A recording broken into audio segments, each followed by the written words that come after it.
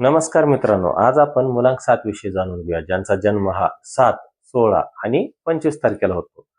यांचा मुलांक हा 7 असतो. यांचा स्वामी हा केतू असतो. या लोकांना आध्यात्मिक गोष्टीकडे जास्त ओढ असते. हे सांस्कृतिक पुस्तक वाचतात किंवा यांना देवाच्या गोष्टी आवडतात. यांना रहस्यमय विषयात जास्त इंटरेस्ट असतो.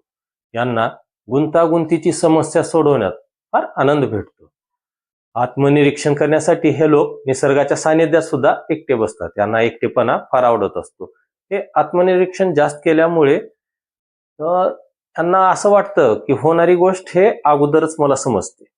हे दुसऱ्याचा विचार जास्त ऐकून घेतात आणि त्या विचारावरती अवलंबून पण असतात.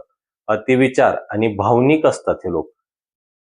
हे लोक दुसऱ्याचा विचारावर जास्त अवलंबून असल्यामुळे लवकर फसतात. त्यांना प्रेमात आणि मैत्रीत सहजासहजी धोका भेटतो. हे एकटे राहायला आवडत असल्यामुळे थोडे जास्त विचार जास्त करणारे असतात. हे मनाने राजा असतात. प्रत्येक गोष्ट हे देवावरती सोडून देतात.